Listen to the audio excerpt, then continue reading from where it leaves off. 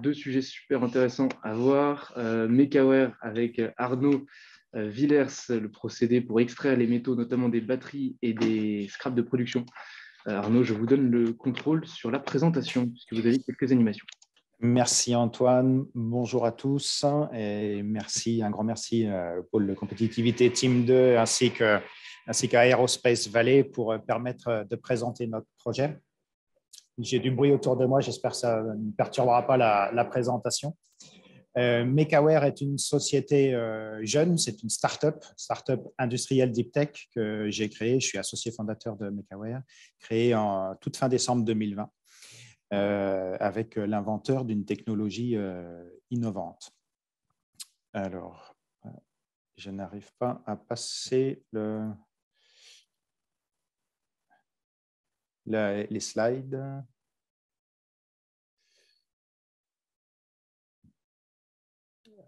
Antoine, voilà, bon.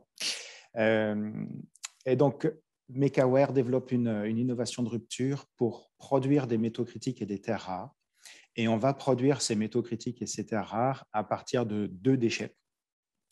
Les déchets technologiques en fin de vie, qui peuvent être des batteries, mais qui peuvent potentiellement être d'autres thématiques, puisqu'on a déjà travaillé sur des aimants permanents et on a un projet pour commencer à tester ce que l'on pourrait faire sur les D3E. Donc ça, c'est la première typologie de déchets. Le projet que je vais vous présenter aujourd'hui est très orienté sur les batteries en fin de vie. Le deuxième déchet, c'est le carbone dans le CO2, le dioxyde de carbone, qui peut provenir directement d'émissions industrielles. Et avec notre procédé d'hydrométallurgie qui est véritablement innovant, qui est basé sur de la chimie supramoléculaire, on va permettre de faire une extraction sélective des métaux pour pouvoir les produire. Je vous laisse passer la slide, Antoine, parce qu'a priori, ça ne marche pas de mon côté.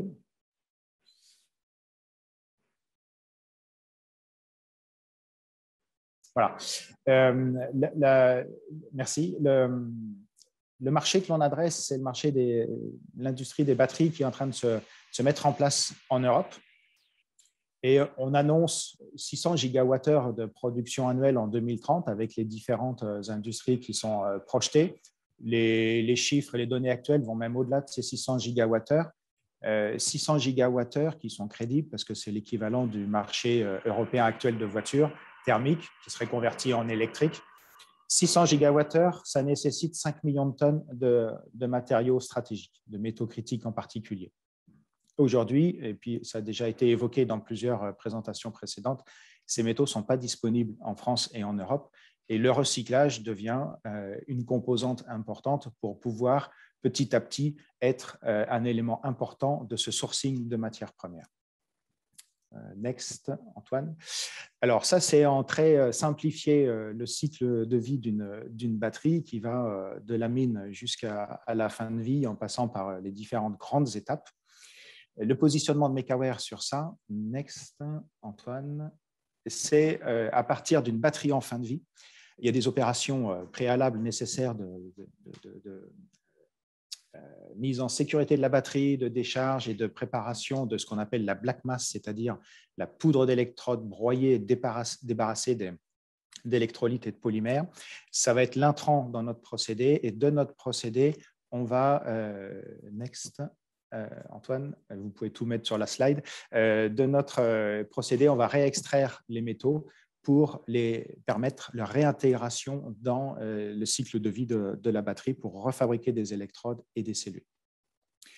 En travaillant avec les Gigafactories sur la spécification, donc les Gigafactories, je rappelle, c'est des usines de batteries qui portent ce nom parce que ce sont des usines qui sont sur des tailles vraiment extrêmement importantes.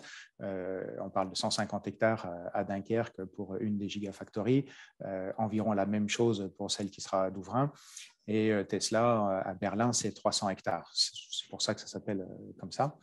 Mais donc ces Gigafactories ont une problématique de rebut de production en cours du cycle de fabrication d'électrodes. Et notre technologie, qui a l'avantage de permettre une mise en œuvre qui soit compacte, va permettre de pouvoir amener une solution sur site pour le retraitement des rebuts de production de Gigafactory et permettre la réintroduction dans le circuit de fabrication d'électrodes des matériaux qui auront été perdus par cette même une ligne de fabrication. Next. Notre process d'hydrométallurgie est vraiment en rupture parce qu'en hydrométallurgie conventionnelle, on va avoir besoin de produits pétroliers pour fabriquer un extractant, on va avoir besoin d'acide pour dissoudre la black mass et on va avoir énormément de retraitement d'effluents parce qu'il y a tous ces produits qu'il faut recycler. Ce qui fait qu'on a un process qui est véritablement avec beaucoup de produits chimiques, donc beaucoup de thématiques d'environnement et de retrait derrière, et des consommations énergétiques qui restent encore élevées pour notamment le retraitement des effluents. Dans notre hydrométallurgie qui est véritablement en rupture, on n'a pas besoin, on ne rentre pas dans ces configurations-là. On va mobiliser en fait le CO2 et les qualités du CO2, donc c'est l'innovation fondamentale de notre process, qu'on va travailler avec un support qui est adapté au CO2, qui sont des amines. Le pictogramme que vous voyez tout en bas, c'est la symbolique de ce que peut être une black mass de cathode de batterie avec différents constituants métalliques à l'intérieur. Et en fait, le CO2 a une capacité de ligand. Donc, c'est de la chimie supramoléculaire avec les métaux que l'on va trouver en solution, hein, l'amine va permettre, quand on est sur des cathodes de chimie lithium-ion, qui sont les nouvelles chimies qui se mettent en place sur les batteries, qui sont une forme oxydée des métaux, l'amine va permettre de dissoudre directement, sans acide, les métaux, et on va mobiliser ensuite les qualités du CO2 pour constituer un habillage moléculaire qui sera différent selon chaque métal dans notre process.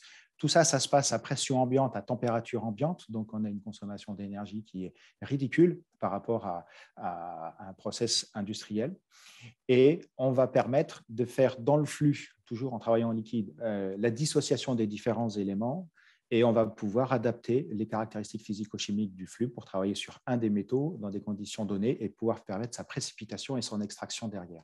Et on va ainsi produire du lithium, du manganèse, du nickel, du cobalt. C'est ce qu'on trouve dans les cathodes de chimie lithium-ion. Vous pouvez, encore une fois, Antoine, s'il vous plaît.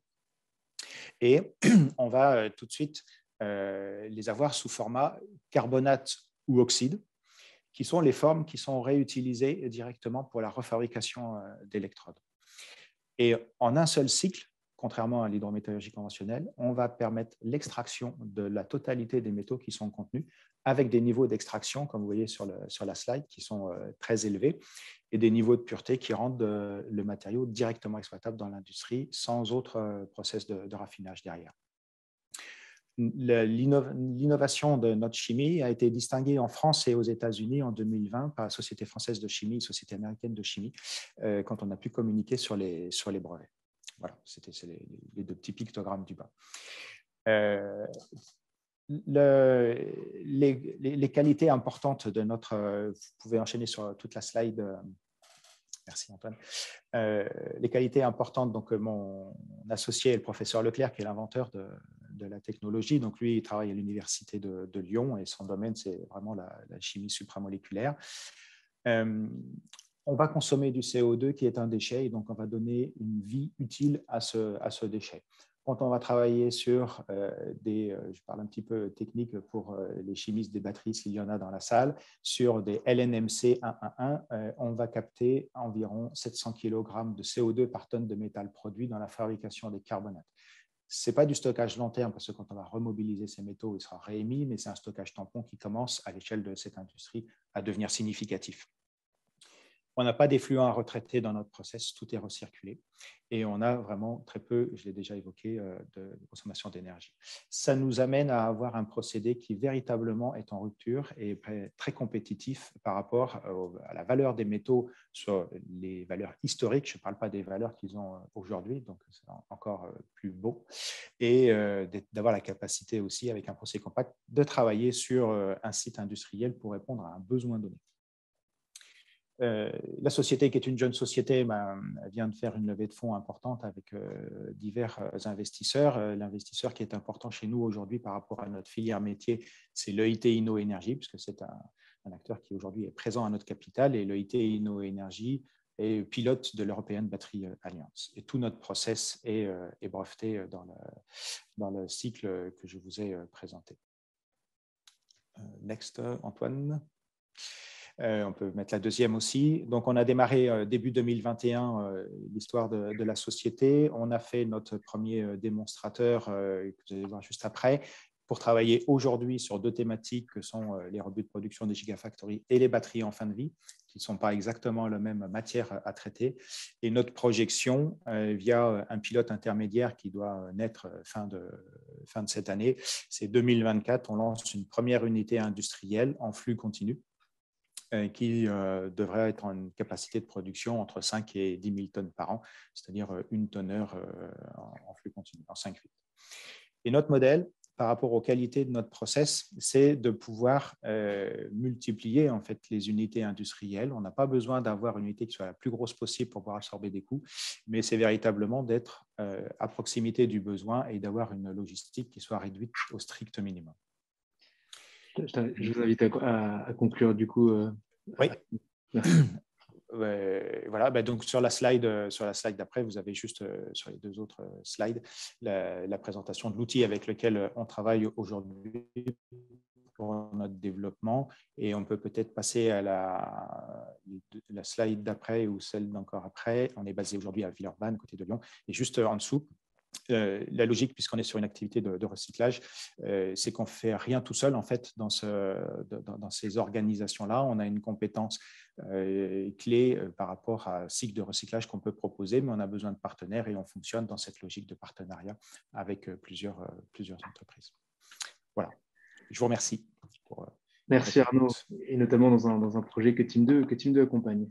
Absolument. Pour cette vision claire et précise de l'extraction des métaux.